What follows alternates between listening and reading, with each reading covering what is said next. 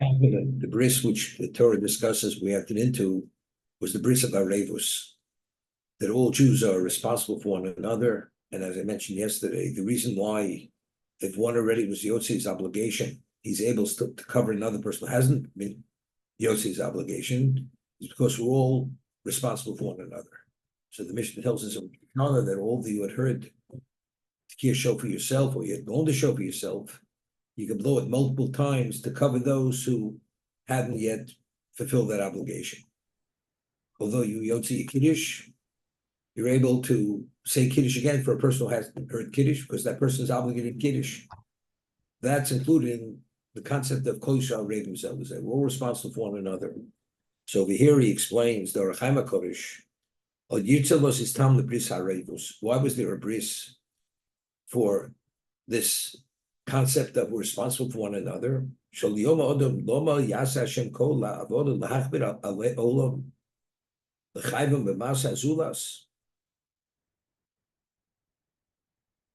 People will say it doesn't make any sense. I fulfill my obligation. Why am I responsible for my fellow's obligation?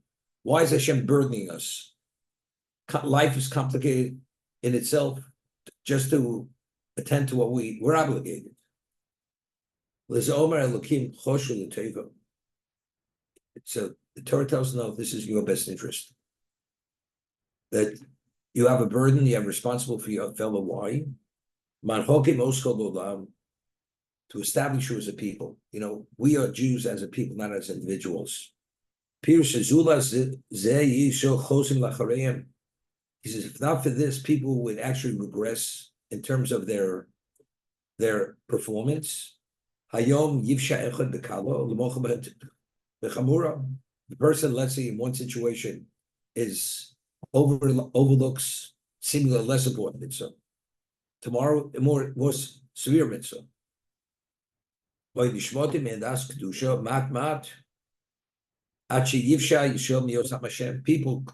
as they say, it's a slippery slope.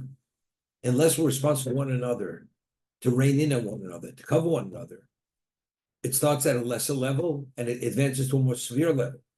Before you turn around, we're no longer the Am Hashem. By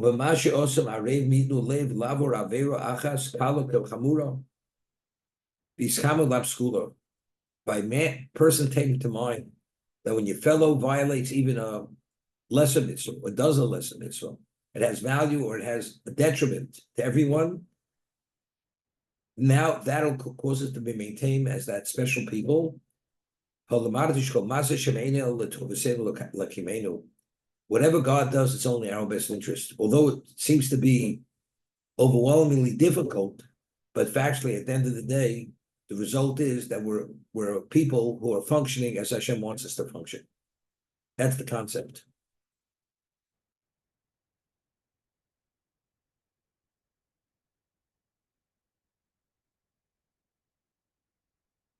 It's interesting. Until I came to New York many years ago, I never knew what Reconstructionist Judaism was. What's a Reconstructionist Jew? What is it? I knew what Reform was. I knew what conservative was. What's Reconstructionist? Reconstructionist Judaism was founded by a person named Kaplan. And what was the concept? The concept was that the mitzvahs themselves have no innate value, but it's tribal.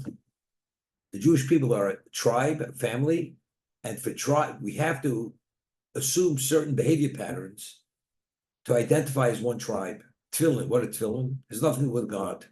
God is not part of the equation in Reconstructionist Judaism. That's what was explained to me. So the reason why we have customs, we have the Seder, anything we do, that's to keep us together. It's cultural. It's really, the cultural is what gives us our identity. It has nothing to do with God. If you go with that approach, person says, something, I'm not interested in being part of that culture. It's a burden, so there won't be a Jewish tribe. I'll be part of the American tribe.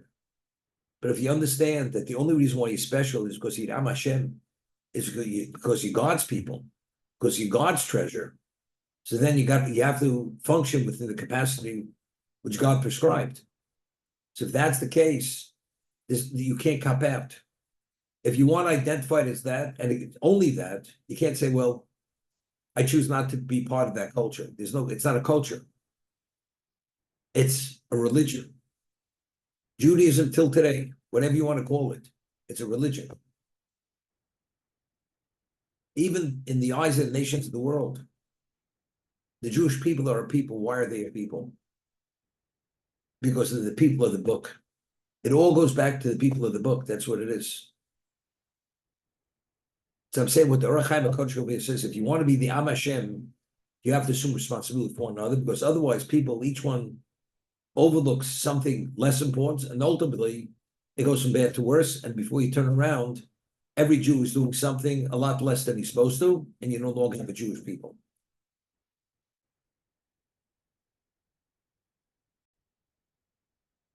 Lo itchem nevadchem, anoch curses a bris hazeus.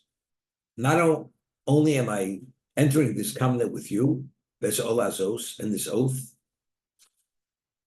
ki es asher yesh lo po imod omer hayom, lifnei Hashem Elokeinu. Not only with those who stand here today before Hashem, ves asher einenu po imod hayom, the future generations are also bound by this covenant. So Rashi says, Af Indoras Asid Lios. So we weren't there, nevertheless, we're entering into this covenant.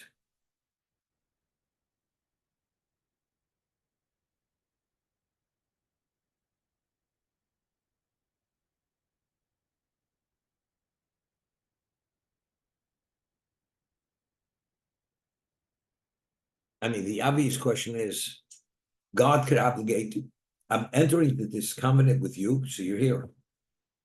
But even with the generations that don't exist yet, they're also entering. We never accepted. Right? So if we never accepted, what we bound by the covenant. You're there, you remain silent, you didn't reject it, okay, so you're entered in the covenant. Well, we're accepting it, we'll see. They accepted it for us. But maybe we're not interested. But you're accepting it for us. Now, how do we reconcile that problem? It's a hefty responsibility.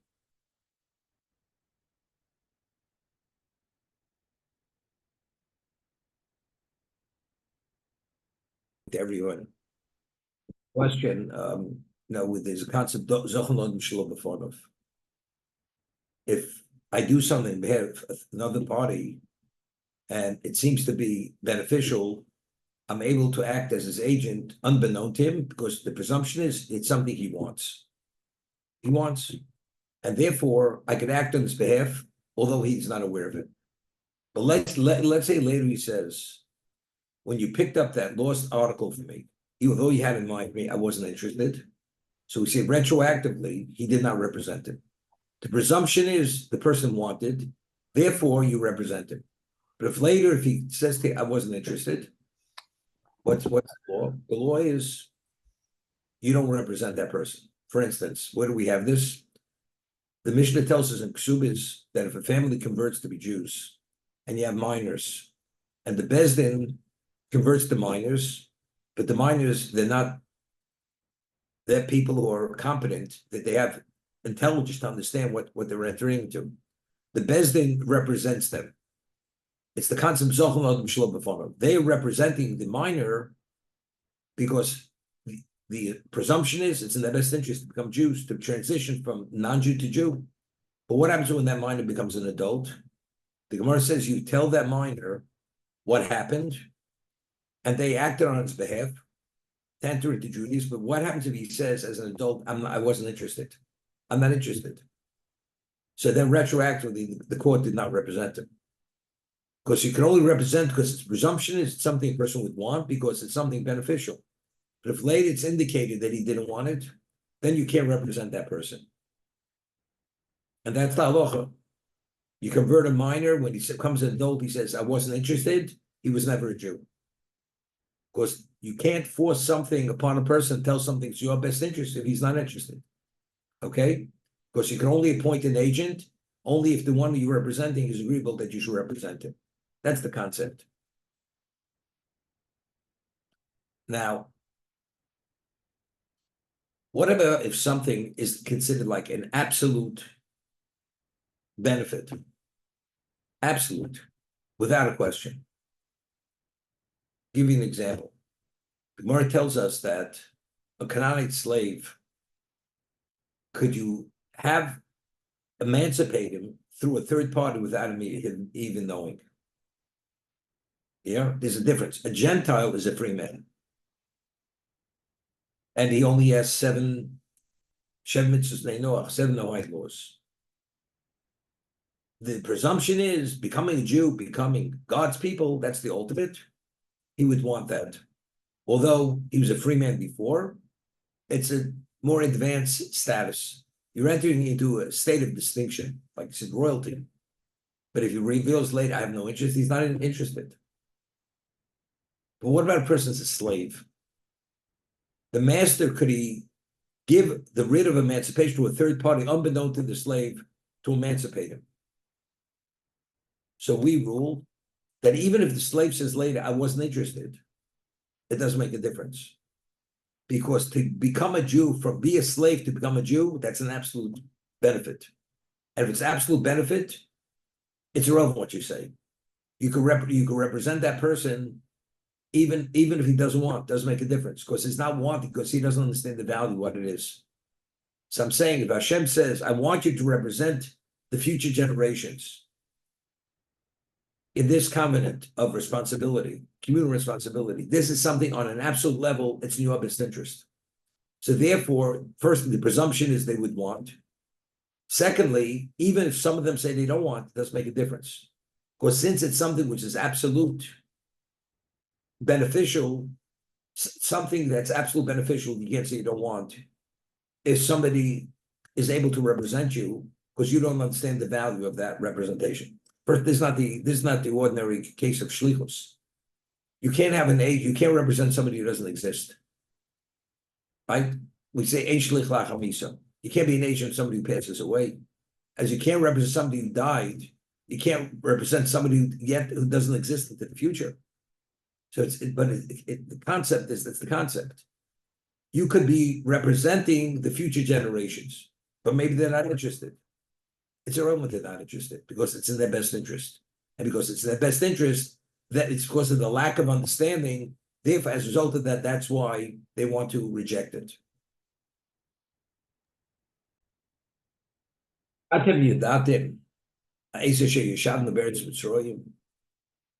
You know firsthand, when we lived in Egypt, and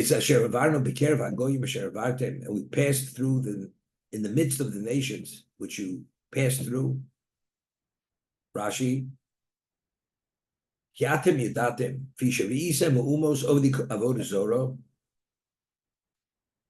saw the nations of idolatry. Listen, and maybe one of was somehow influenced by what you saw to be drawn after their behavior, to do idolatry. Therefore, I have to impose this very severe oath upon you, a curse upon you, and this extreme consequence that you shouldn't go there. Because there's an Achilles heel, because you were exposed, and because you were exposed and you saw what it's all about, because of that, you may be drawn after them.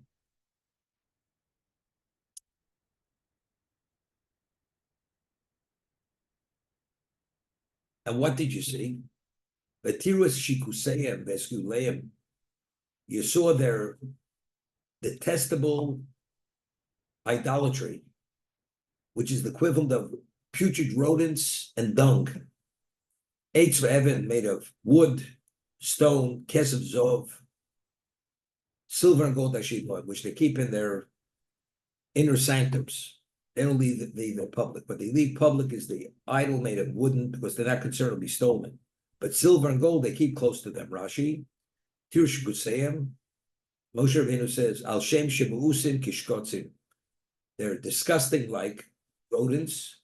Gulam Shemusrachim Muusim Kegolo. They're decaying and detestable like dung. That's what the idolatry is. What did you see? Eitz v'eben, osim shel eitzim b'shel avonim, those made of wood, stone, resin b'goli. You saw visually.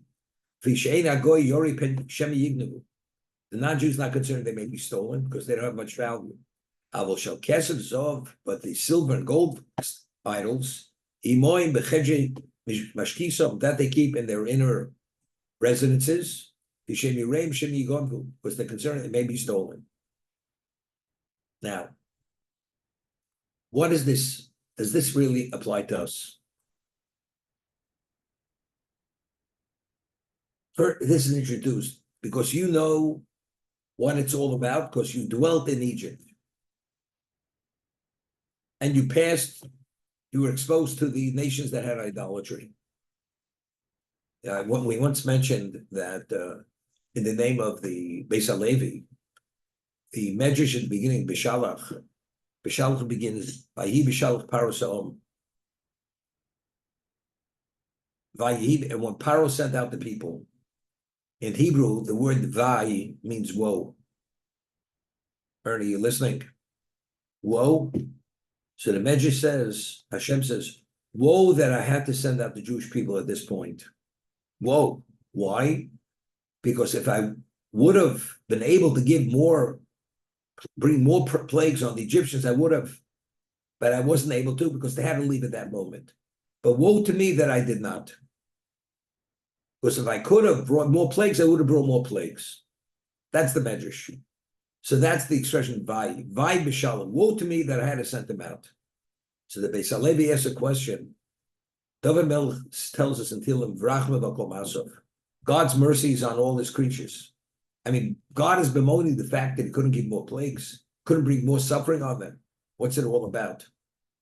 So he explains that the plagues had a dual value. What was the dual value? First, it was punishment for the Egyptians because they enslaved us. Secondly, what happened to us in Egypt?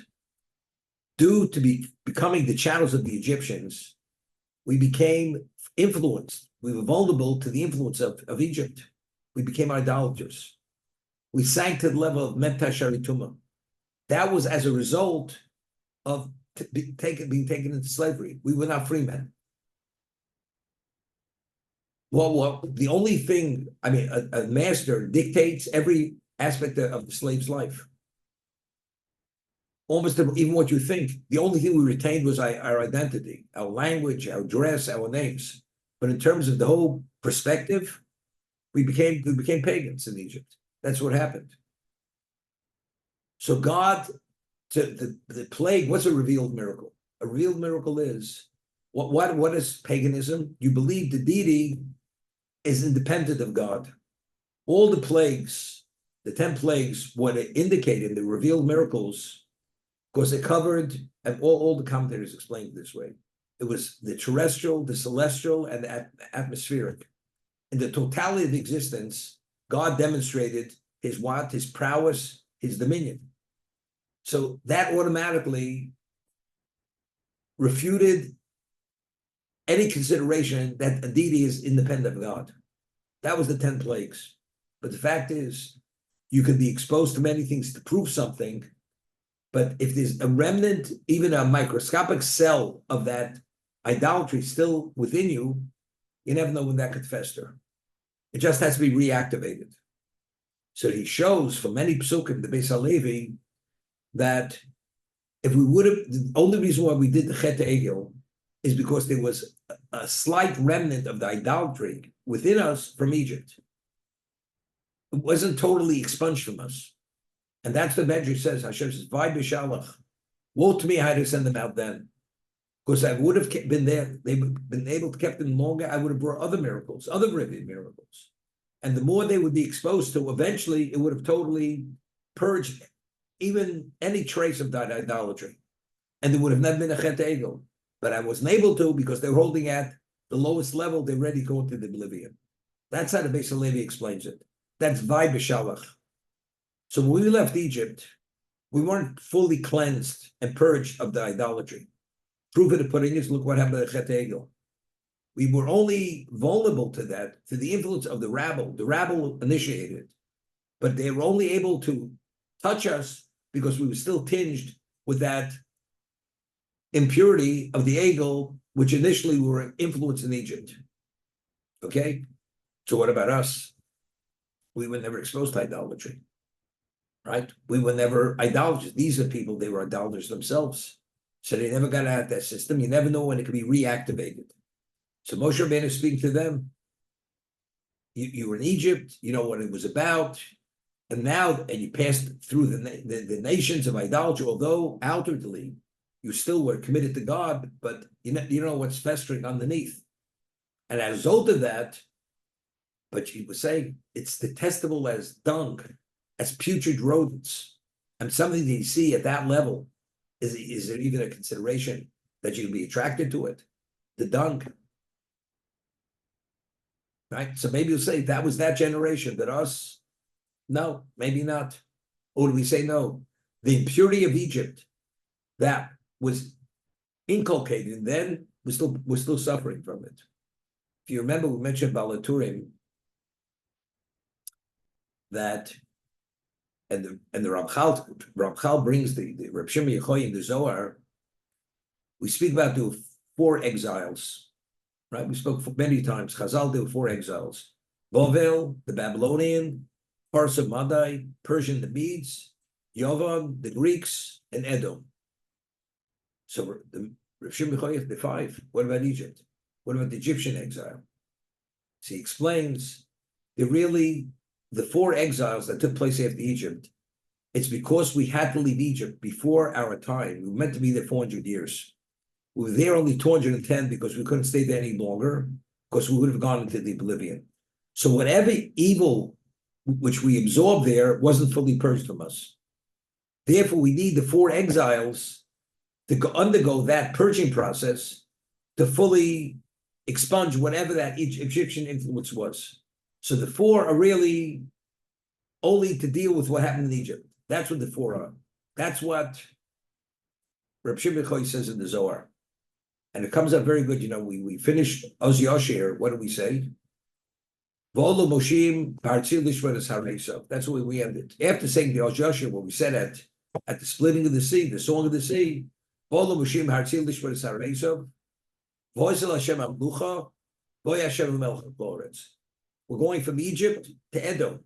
What does Edom have to do with Egypt? It's a separate issue.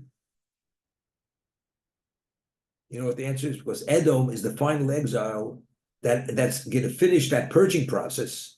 Therefore, ultimately, when it's finished, once that's complete, but there's a direct connection. Edom is still part of the remnant that's left over from the evil that we haven't yet expunged from ourselves from Egypt. That's why it ends with Edom coming to an end, and then for that reason. So therefore, we say it's even us. We're still contending with that evil, as we have to contend with the evil of the Eitz Hadas, that as a result of being part of humanity, that Adam had brought into himself something which represented evil on an absolute level. Being his descendants, we're part of that. We're victims of that. Identically, being the descendants of the Egyptians, that just the neshamas were affected to that degree. We're still dealing with all those issues, the remnant that was left over after Egypt.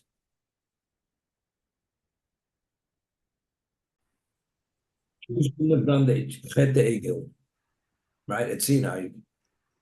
We reverted that moment to pre-sin of Adam.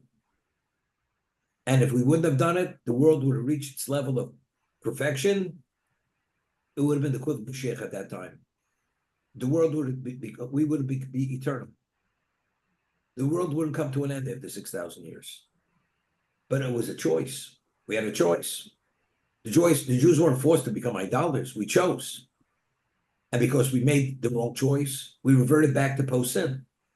We reactivated that microscopic cell of evil within us. Therefore, we have to now go through 6,000 years. And sometime during this time, we're going to reach that point. We're going to be worthy of Mashiach. I understand, but couldn't That's what Hashem, we're contending with. couldn't Hashem have delayed the giving? People at Sinai, God's presence was there. That presence nearly vaporized everything that was left. And now we're at a point we can make a choice. Do idolatry, not do idolatry. We succumbed. We went after the Chet Egel. So that reactivated that trace of evil, which was idolatry within us. So then we fell off the cliff.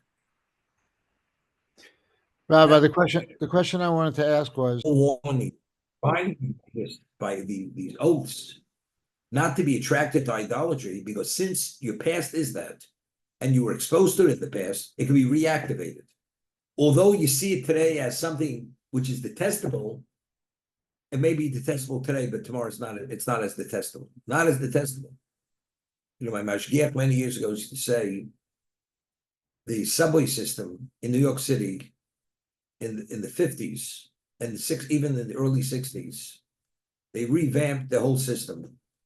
When you would go on the subway, Alan probably remembers, the noise was deafening. Deafening.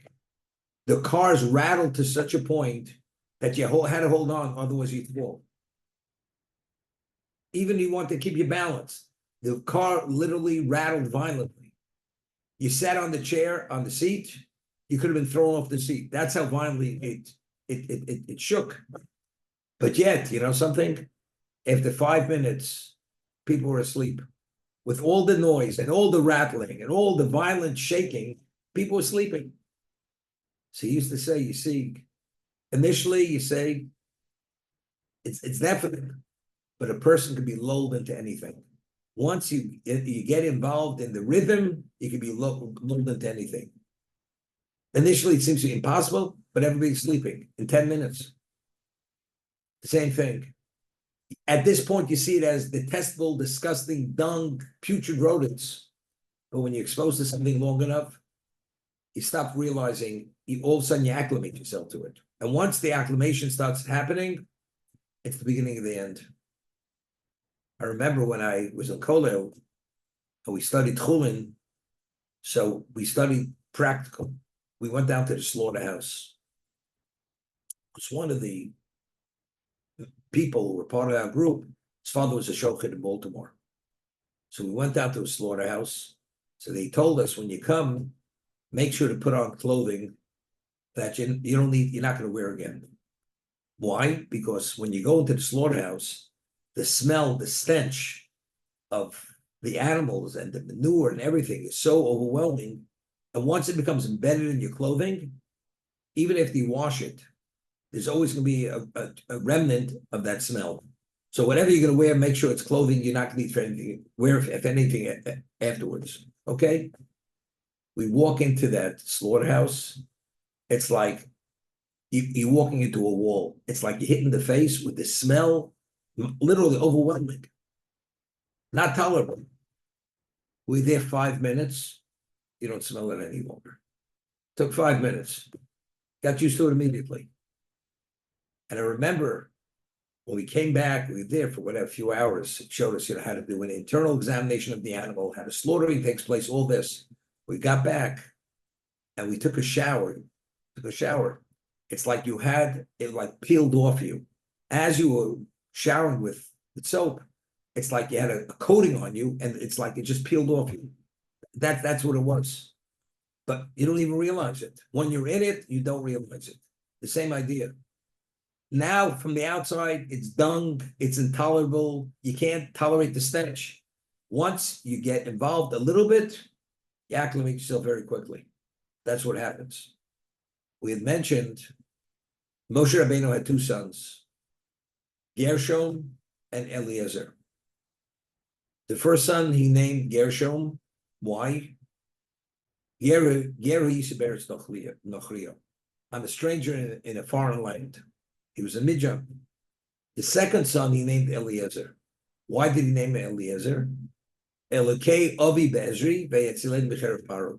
The God of my father was there to help me. I was saved from the sword of Paro. Why? Because he fled from Egypt.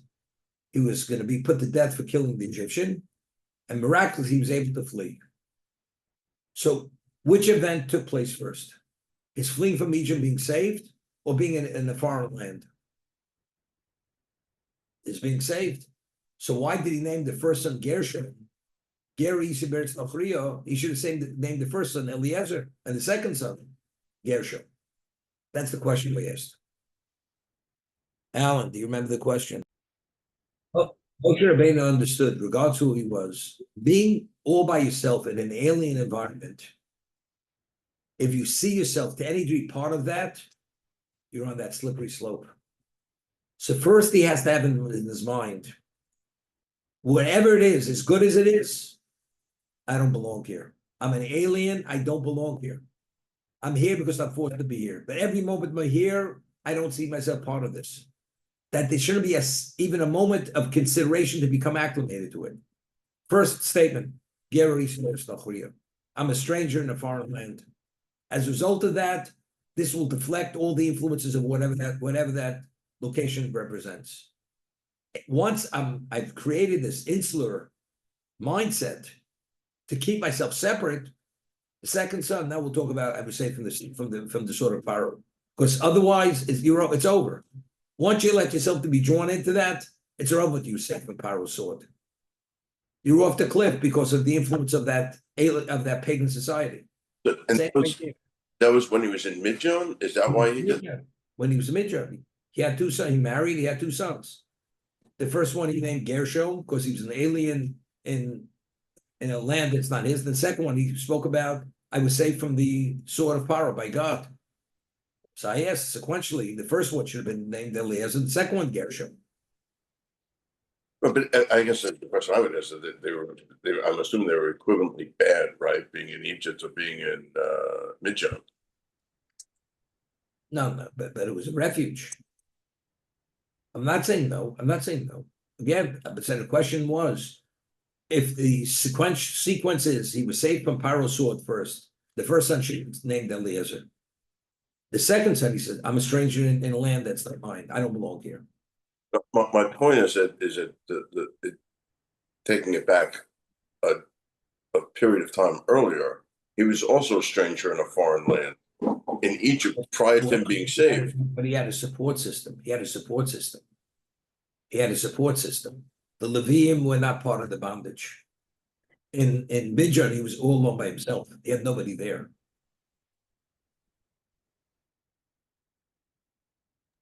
I mean, his father was the leading Torah sage of the generation, Amram.